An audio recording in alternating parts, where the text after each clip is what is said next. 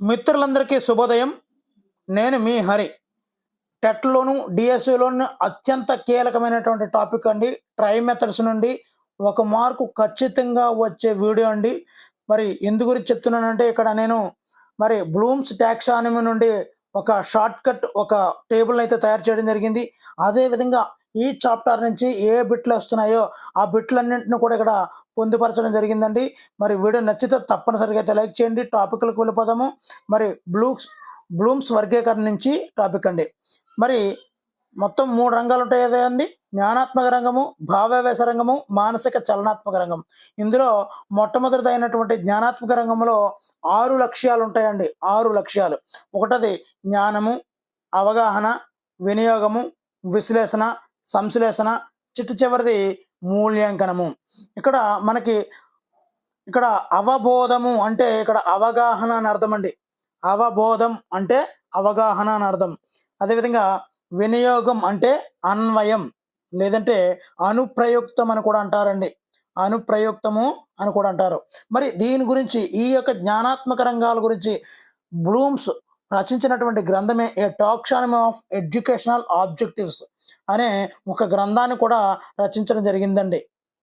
మరి ఈయన 1948 సంవత్సరంలో అండి బ్లూమ్స్ గారు అమెరికాలోని బోస్టన్ నగరంలో అదే సైకలాజికల్ కాలేజీల్లో ఈ యొక్క విద్యా లక్ష్యాల వర్గీకరణపై మొట్టమొదటి సమావేశం అయితే జరిగిందండి. అక్కడ ఆ సమావేశానికి ఈయన అధ్యక్షత అయితే వహించారండి. మరి ఈయన రచించినటువంటి గ్రంథమే ఎ టాక్సానమీ ఆఫ్ ఎడ్యుకేషనల్ ఆబ్జెక్టివ్స్ అండి. మరి జ్ఞానాత్మక రంగంలో ఆరు లక్ష్యాలు అయితే ఉన్నాయండి. మరి జ్ఞానాత్మక రంగంలో అత్యున్నత స్థాయిలో ఉన్నటువంటి రంగం మనం చూసుకున్నట్లయితే మూల్యాంకనం అండి. మరి అత్యల్ప స్థాయిలో ఉన్నది జ్ఞానము. అత్యల్ప స్థాయిలో ఉన్నదండి జ్ఞానం అండి. మరి రెండవది భావావేశ రంగం అండి. ఇందులో మొదటిది గ్రహించడము. గ్రహించడము దీన్నే రిసీవింగ్ అంటామండి. రిసీవింగ్. అదేవిధంగా ప్రతిస్పందించడము దీన్నే రెస్పాండింగ్ అంటాము. Receiving, responding. విలువ కట్టడం వాల్యూ కూడా భావావేశ రంగం అండి. వ్యవస్థాపనము, శీలస్థాపనం. ఈ శీలస్థాపనానికి మరో పేరే లాక్షణీకరణం అంటారండి. ఓకేనండి. మరి ఈ విధంగా 5 లక్ష్యాలు అయితే భావావేశ రంగంలో ఉన్నాయండి. ఇవన్నీ కూడా సింపుల్గానే ఉంటాయి, కానీ కిందనున్న తయారు చేసిన మాత్రం చాలా టఫ్ ఉంటాయండి. మరి మానసిక చలనాత్మక రంగంలోని మొత్తముగా 5 లక్ష్యాలు అయితే ఉన్నాయండి. ఒకటోది అనుకరణ, హస్తలాఘవం, సునిశ్చితత్వం, సమన్వయం. దీనినే ఉచ్చారణ అని కూడా అంటారండి. మరి ఒక్కొక్కసారి కన్ఫ్యూజన్ చేస్తుంటాడు. సమన్వయం అంటే మనం పెడతామని ఉచ్చారణ అంటాడండి. అప్పుడు దొరికిపోతుంటాం అనమాట. ఐదవది సహజీకరణం లేదా స్వాభావీకరణం అండి. ఇవన్నీ కూడా ఈ 5 కూడా మానసిక చలనాత్మక రంగంలో ఉన్నటువంటి లక్ష్యాలండి. మరి సింపుల్గా రఫ్గా క్వశ్చన్స్ వేస్తానండి. భావావేశ రంగంలో క్రింది స్థాయి లక్ష్యం ఏది? క్రింది స్థాయి అంటే అత్యల్ప స్థాయి. అంటే ఇక్కడ గ్రహించడం అవుతుందండి. ఓకేనండి. మరి భావావేశ రంగంలో అత్యున్నత స్థాయి ఏమవుతుందంటే శీలస్థాపన అవుతుందండి. లాక్షణీకరణం అంటారు. అదేవిధంగా మానసిక రంగంలో రెండవ అత్యున్నత స్థాయి అని అడుగుతుంటాడండి. రెండవ అత్యున్నత స్థాయి అంటే అత్యున్నత స్థాయి అంటే కింద నుంచి పైకి వెళ్ళాలండి. అంటే రెండవ అత్యున్నత స్థాయి అంటే సమన్వయం, ఉచ్చారణ అండి. ఓకేనండి. మరి ఈ విధంగా అండి. మరి ప్రత్యక్షంగా బయటికి కనిపించే లక్ష్యాలు అనేవి మొత్తం 3 ఉంటాయండి. అదే జ్ఞానము, అవగాహన, వినియోగం అండి. అదే పరోక్షంగా బయటపడే లక్ష్యాలు అయితే 4 ఉంటాయండి. అవి అభిరుచి, వైఖరి, ప్రశంస. ఇది ప్రశంస అండి, సరిగ్గా పడలేదు. ప్రశంస. అదేవిధంగా నైపుణ్యాలు. ఈ 4 కూడా కనిపించలేనటువంటి పరోక్షంగా బయటపడే లక్ష్యాలండి. అయితే బయట కనిపించేవి జ్ఞానము, అవగాహన, వినియోగం అండి. ఓకేనండి. మరి ఈ మూడిటి నుంచి ఈ యొక్క జ్ఞానాత్మక రంగాన్ని ప్రవేశపెట్టబడినటువంటి సంవత్సరం 1956 అండి. అదేవిధంగా భావావేశ రంగాన్ని ప్రవేశపెట్టిన సంవత్సరం 1964. అదేవిధంగా మానసిక చలనాత్మక రంగాన్ని ప్రవేశపెట్టిన సంవత్సరం 1969 అండి. మరి జ్ఞానాత్మక రంగాన్ని వర్గీకరించింది బ్లూమ్స్ అండి, బ్లూమ్స్. అదే భావావేశ రంగాన్ని వర్గీకరించింది క్రాత్వెల్ అండి, క్రాత్వెల్. మీరు ఇదంతా కూడా షార్ట్కట్గా ఉందండి, మీకోసమే తయారు చేయడం జరిగింది. వీడియో నచ్చితే తప్పనిసరిగా అయితే లైక్ చేయండి. మరి ఈ యొక్క మానసిక చలనాత్మక రంగాన్ని వర్గీకరించిన వారు సింప్సన్ అండ్ దవే అండి, సింప్సన్ అండ్ దవే. అదేవిధంగా జ్ఞానాత్మక రంగంలో ముఖ్యమైనటువంటి అవయవం మెదడండి. అదే భావావేశ రంగంలో ముఖ్యమైనటువంటి అవయవం హృదయం అండి. అదేవిధంగా మానసిక చలనాత్మక రంగంలో ముఖ్యమైనటువంటి అవయవం కర్మేంద్రియాలండి. అంటే శరీరం, మనసు, కండరాలు, కాళ్ళు, చేతులు ఇవన్నీ కూడా అండి. మరి అదేవిధంగా లక్ష్యాలు చూద్దామండి. జ్ఞానాత్మక రంగంలో 3 లక్ష్యాలు ఉంటాయని చెప్పుకున్నాం. ఇందాక బయటకు కనిపించే లక్ష్యాలు 3 అని చెప్పాం కదా, అవేనండి ఇవి. అవి జ్ఞానము, అవగాహన, వినియోగం అండి. అదే మరి భావావేశారంగకి అంటే బయటకు కనిపించినటువంటి లక్ష్యాలు ఉన్నాయని చెప్పాను 4. అందులో 3 భావావేశ రంగంలో ఉన్నాయండి. అవి అభిరుచి, వైఖరి, ప్రశంస అండి. మరి ఇంకొకటి మానసిక చలనాత్మక రంగంలో ఉంటుందండి. అదే నైపుణ్యము లేదా కౌశలము అంటారండి. మరి ఈ యొక్క బెంజమిన్ బ్లూమ్స్ జ్ఞానాత్మక రంగాన్ని వర్గీకరించడం జరిగింది కదండి. ఈ బెంజమిన్ బ్లూమ్స్కి జ్ఞానాత్మక రంగంలో సహకరించిన వారు గాగ్నే. ఎవరండి? గాగ్నే. అదేవిధంగా భావావేశ రంగాన్ని వర్గీకరించిన వారు క్రాత్వెల్ అయితే వాళ్ళకి సహకరించింది మాసియా అండి. ఓకేనండి, మాసియా. అదేవిధంగా మానసిక చలనాత్మక రంగాన్ని వర్గీకరించిన వారు సింప్సన్ అండ్ దవే అయితే వాళ్ళకి సహకరించిన వారు హీరోస్.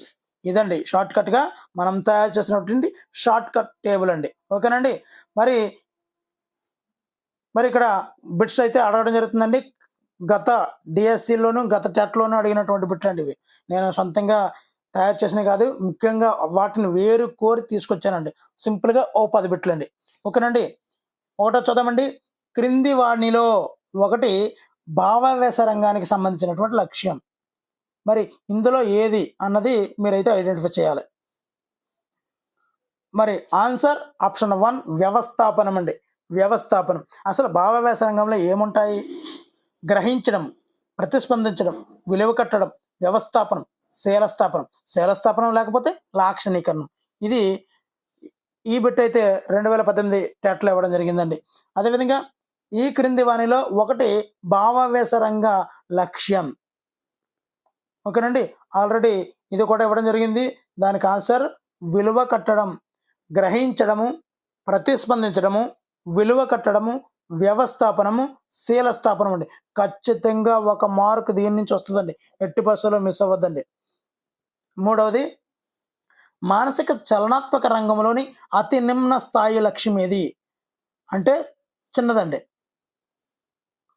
ఆన్సర్ ఆప్షన్ 3 అనుకరణ అండి. అనుకరణ అతి నిమ్న స్థాయి అంటే అనుకరణ వస్తుందండి. మరి ఇక్కడ మనం చూసుకున్నట్లయితే ఫస్ట్ది అనుకరణం అండి, అతి చిన్నది అదేనండి. రెండోది హస్తలాఘవం అండి, హస్తలాఘవం అంటే మ్యానిపులేషన్ అంటాం దాన్నే. అదేవిధంగా మూడవది సునిశ్చితత్వం. నాలుగోది సమన్వయం లేదా ఉచ్చారణ అంటారు. చివరిది అత్యున్నత స్థాయిలో ఉన్నది ఈ సహజీకరణం అండి. మరి అత్యల్ప అనుకరణ అండి, అత్యధిక స్థాయిలో ఉన్నది సహజీకరణము, లేకపోతే దాన్నే స్వాభావీకరణం అని కూడా అంటారండి. ఓకేనండి. నెక్స్ట్ మానసిక చలనాత్మక రంగానికి చెందినటువంటి లక్ష్యం ఏది? ఇది కూడా గత టెట్ 2018లో ఇవ్వడం జరిగిందండి.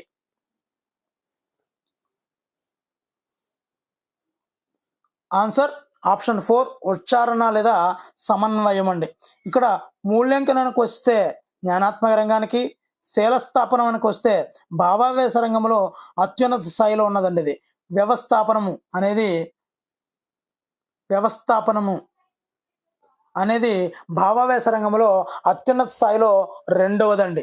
కాబట్టి ఇక్కడ మనకి మానసిక చలనాత్మక రంగానికి సంబంధించినటువంటి లక్ష్యము ఉచ్చారణ లేదా సమన్వయం అండి. ఓకేనండి. నెక్స్ట్ క్రింది వానిలో భావావేశ రంగమునకు చందని లక్ష్యము. ఇక్కడ క్వశ్చన్ బాగా అర్థం చేసుకోవాలి. చందని లక్ష్యము ఆన్సర్ ఆప్షన్ 4 సహజీకరణం అండి. మరి ఈ సహజీకరణానికే స్వాభావీకరణము అని పేరండి. మరి ఈ లాక్షణీకరణము, వ్యవస్థాపనం, ప్రతిస్పందించడం ఇవన్నీ కూడా భావావేశ రంగంలోకి ఉంటాయండి. ఈ 3 కూడా. కానీ సహజీకరణము లేదా స్వాభావీకరణం అనేది భావావేశ రంగానికి చెందదు. ఇది మానసిక చలనాత్మక రంగానికి చెందుతుందండి. ఓకేనండి. నెక్స్ట్ భావావేశ రంగంలో అత్యున్నత స్థాయి లక్ష్యం ఏది? ఓకేనండి. ఇక్కడ మనకి కన్ఫ్యూజ్ చేయడానికి శీలస్థాపనం అనేది ఎక్కడ ఇవ్వలేదండి. యాక్చువల్‌గా భావావేశ రంగంలో అత్యున్నత స్థాయి అనేది శీలస్థాపనం అండి. దానికి ఇంకో పేరు కూడా ఉందండి.